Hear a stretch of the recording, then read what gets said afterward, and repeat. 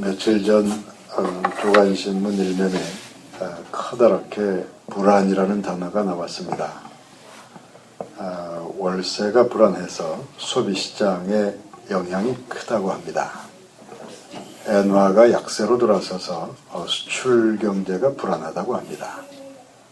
국제 유가가 상당히 떨어졌는데 그 역시 불안 요소라고 합니다. 고용시장이 불안하고 작년보다 훨씬 추워진 날씨도 우리를 불안하게 합니다. 그렇지 않아도 염려, 근심, 불안이 많은데 어찌 교회 설교까지 불안을 말하는지 그것도 역시 좀 불안하게 생각됩니다. 거의 모든 사람이 어느 정도의 불안을 지니고 살아갑니다. 특별한 사람만 불안을 느끼는 게 아닙니다. 불안은 인간의 본질적인 요소입니다. 장차 하나님 나라에 들어갈 때까지 모든 사람이 어느 정도의 불안을 지니고 살아갈 수밖에 없습니다. 시편 131편을 통해서 다윗은 젖된 아이가 어머니 품에서 느끼는 평안을 노래합니다. 장차 우리가 하나님 나라에서 누리게 될 평안이 그 평안과 비슷하다는 의미에서 다윗은 그렇게 노래했습니다. 여러 가지 염려, 근심이 있는데 주일날 교회에서 예배를 드리는 동안 어떤 평안이 우리 마음에 임하는 걸 느낄 수 있습니다. 그런 평안이 신앙적 평안이요. 그런 평안이 장차 하나님 나라에서 우리가 누리게 될 평안이라는 말씀입니다. 여러 가지 염려와 근심과 불안을 지니고 살아가는 여러분들의 영혼에 위로부터 임하는 하나님의 평안이 충만케 되기를 기원합니다. 얼마 후면 성탄절이 다가옵니다.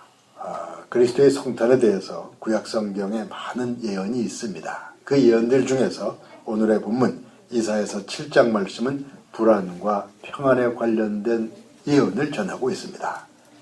당시에 유대 땅을 둘러싼 국제 정세가 불안했다는 것과 그 불안한 국제 정세에 대해서 믿음 없는 왕이 어떻게 했는지 그에 대한 말씀을 전하고 있습니다. 오늘의 본문 이사야서 말씀은 그런 맥락에서 불안과 평안을 전하는 것이요. 세상 나라들이 전해오는 불안감과 하나님의 백성들이 지녀야 할 그 평안에 대한 말씀을 전하고 있는 것입니다. 최근에 우리나라는 중국과 좀 더 친해졌습니다. 그런데 북한은 중국과 좀 멀어졌고 러시아와 좀 더 친해진 듯합니다. 그런데 만일에 중국이나 러시아 모두가 북한과 친해지고 일본이 지금처럼 우리와 더 서먹한 관계가 된다면 국제정세가 우리에겐 좀 불안해질 듯합니다. 남한국 유다가 그때 그 비슷한 상황에 있었습니다. 지금의 시리아라는 나라, 그때는 아람이라고 불렸는데 크고 강한 나라였습니다. 북왕국 이스라엘이 그 아람과 동맹을 맺고서 남한국 유다를 침략해 온다고 합니다. 남한국 유다와 그 북왕국 이스라엘 사이의 관계는 오늘날 우리들의 그 남북 관계와 비슷했습니다. 북왕국 이스라엘은 수시로 남한국 유다를 침략해 왔습니다. 그러다가 이번에는 강대국 아람과 동맹을 맺고서 공격해 온다고 합니다. 소식을 듣고 남한국의 왕과 백성들은 불안에 떨었다는 겁니다. 이사야서 7장 2절이 이렇게 전하고 있습니다. 어떤 사람이 다윗의 집에 알려 이르되 아람이 에브라임과 동맹하였다 하였으므로 왕의 마음과 백성의 마음이 숲이 바람의 흔들림같이 흔들렸더라. 어떤 사람이 다윗의 집에 알려 이르되, 다윗의 집이란 말은 다윗의 가문, 왕의 가문을 의미합니다. 어떤 사람이 다윗의 후손인 유다 왕에게 소식을 알려왔습니다. 소식의 내용은 이런 겁니다. 아람이 에브라임과 동맹하였다. 에브라임은 이스라엘 12지파 중에서 북왕국을 대표하는 강력한 지파입니다. 아람과 에브라임이 동맹을 맺었다면 그것은 아람과 북왕국이 동맹을 맺은 것이요. 그 동맹은 남왕국 유다를 침략하려는 동맹인 것입니다. 그래서 소식을 들은 남왕국의 왕과 백성들의 마음은 숲이 바람의 흔들림같이 흔들렸다고 합니다. 숲속에는 거의 언제나 시원한 바람이 붑니다. 조금 강한 바람이 불면 숲 전체가 소리를 내면서 흔들거립니다. 그렇게 숲이 흔들거리는 것처럼 왕과 백성들의 마음이 불안에 흔들리고 있었습니다. 그렇게 불안한 상황에서 나라를 이끌어가는 왕이 어떤 길을 찾으려는지, 유대의 왕이 선택한 그 길이 하나님 보시기에 어떠한지, 그것이 문제가 됩니다. 그래서 하나님께서는 이사야 선지자를 아하스 왕에게 보내셨습니다. 그 당시 아하스 왕은 전쟁 준비를 열심히 하고 있었습니다. 한편으로는 전쟁 준비를 하면서 다른 한편으로는 아수르라는 강대국으로 비밀리 사신을 보냈습니다. 아수르에게 도움을 청한 겁니다. 물론 아수르 왕이 그냥 그대로 도와주진 않을 겁니다. 그래서 아하스 왕은 아수르 왕의 마음을 움직일 만한 충분한 뭔가를 함께 보내려고 합니다. 역대하 16장 8절이 이렇게 전하고 있습니다. 아하스가 여호와의 성전과 왕궁 곳간에 있는 은금을 내어다가 아수르 왕에게 예물로 보냈더니, 유대의 왕은 어떻게든 아수르 왕의 마음을 움직여서 아수르 군대의 도움을 받으려고 합니다. 그래서 아하스 왕은 왕궁의 재물은 물론 하나님의 성전에 있는 은과 금까지 다 모아서 아수르 왕에게 보냈습니다.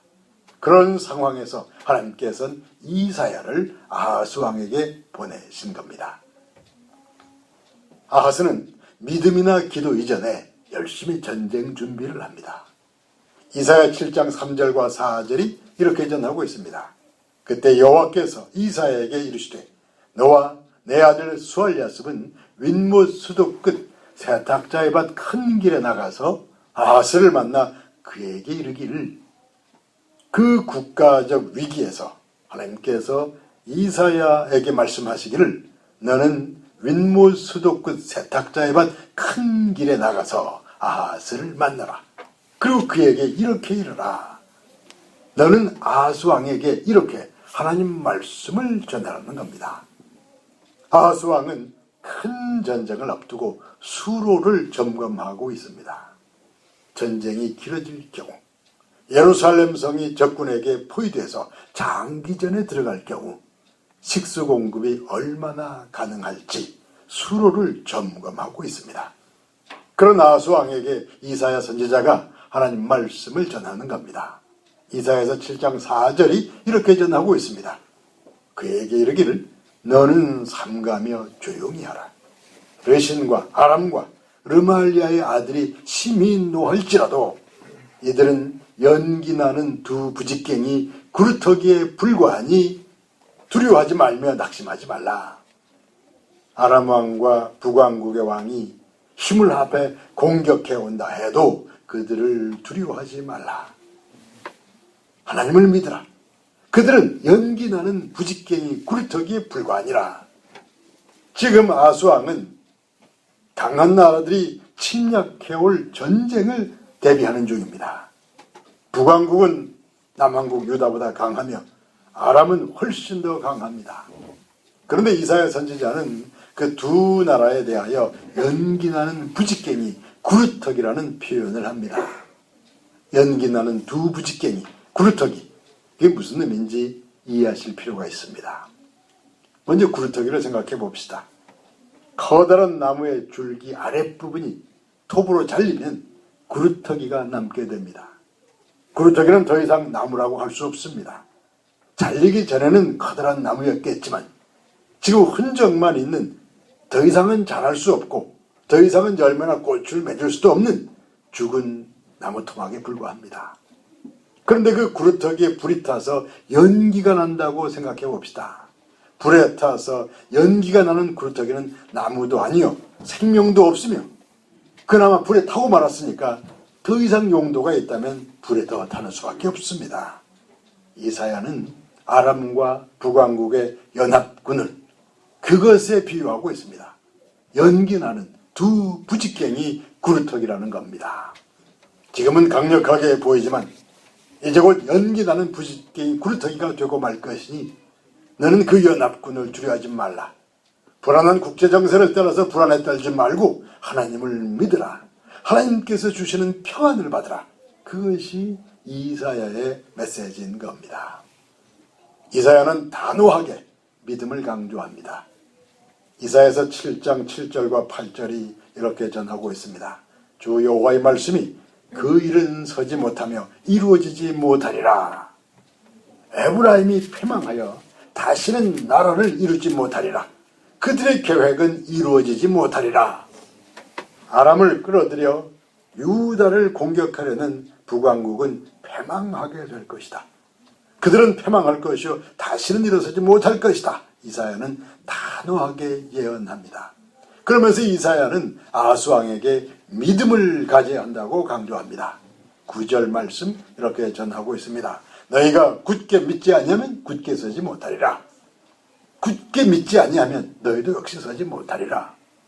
하나님께서는 하나님의 뜻대로 아람과 북왕국을 심판하시겠지만 너희가 하나님을 굳게 믿지 않는다면 너희도 결국은 패망하고 말 것이다.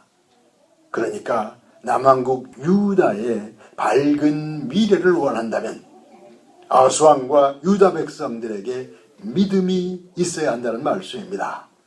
시대의 표면을 흐르는 그 불안과 두려움에 시달려다가 인간과 세상으로부터 온갖 방법을 동원하는 그런 방식으로는 문제를 해결할 수 없다는 겁니다. 설령 문제가 해결된다 해도 믿음이 없다면 우리에겐 아무런 도움이 되지 않을 거라는 말씀입니다. 그러니까 너는 마음에 근심하지 말라. 이런 시대적 불안을 통해서 하나님께서 너희를 멸망케 하시려는 게 아니라 하나님께서는 너희가 믿음에 굳게 서서 승리를 얻고 평안을 누리길 원하신다. 그런 승리와 평안을 전하는 맥락에서 이사야 선지자는 장차 다가올 메시아의 탄생을 예언하게 되는 것입니다. 이사야 선지자는 아하스 왕에게 하나님께 징조를 구하라고 합니다. 하나님께 기도하라. 구체적인 내용을 가지고 기도하면서 징조를 구하라. 그런데 아하스 왕은 그 말씀을 따르지 않습니다. 나는 하나님을 시험하지 않을 것이라 핑계를 대면서 그 말씀을 따르지 않았습니다. 하나님을 시험하지 않겠다고 하니까 겸손한 것처럼 보일지 모릅니다. 그런데 사실은 반대입니다. 만일에 이사야의 가르침대로 하나님께 징조를 구하면서 도우심을 구하고 기도한다면 아하스는 자신이 이제까지 추진해온 정치 외교적인 방법을 포기해야만 하기 때문입니다. 그런 아하스를 향해서 이사야는 너가 어찌 하나님을 괴롭히려 하느냐고 외칩니다. 하나님께서는 너를 도와서 이 나라를 구원하려 하시는데 그래서 너 아하스에게 믿음을 가지고 기도하며 징조를 구하라 하시는데 어찌 너는 자신의 방법만을 고집하려는 것인가? 그리고 나서 이사야 선지자는 그 유명한 예언을 전하게 됩니다. 이사야서 7장 14절이 이렇게 전하고 있습니다. 그러므로 주께서 친히 징조를 너희에게 주실 것이라. 보라, 처녀가 잉태하여 아들을 낳을 것이요 그의 이름을 임마누엘이라 하리라. 시대적인 불안과 두려움을 해결하는 데 있어서 아하스 왕은 하나님과 무관하게 하나님 없이 정치 외교적인 방법을 찾으려 했습니다. 그런데 장차 오실 메시아의 이름은 임마누엘이라고 합니다.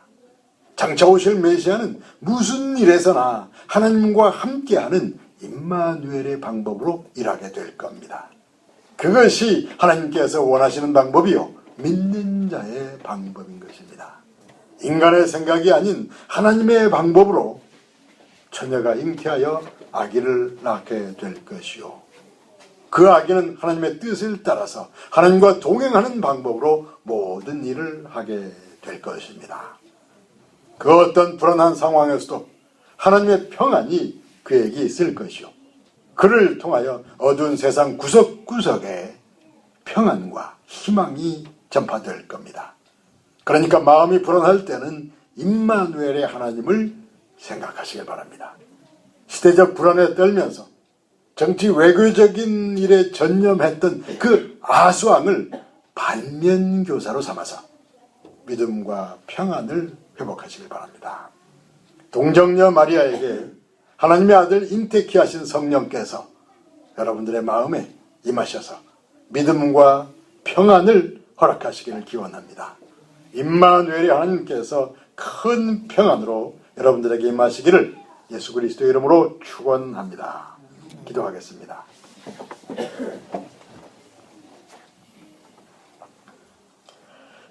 아버지 하나님이시여, 많은 일로 복잡하며 많은 불안, 두려움이 가득한 세상 속에서도 우리가 임마누엘의 하나님을 바라보며 하나님과 동행하며 하나님의 평안으로 모든 것을 극복하며 승리하게 인도하시옵소서. 강림절을 살아가는 성도들에게 큰 평안을 허락하시옵소서. 예수님의 이름으로 기도하옵나이다.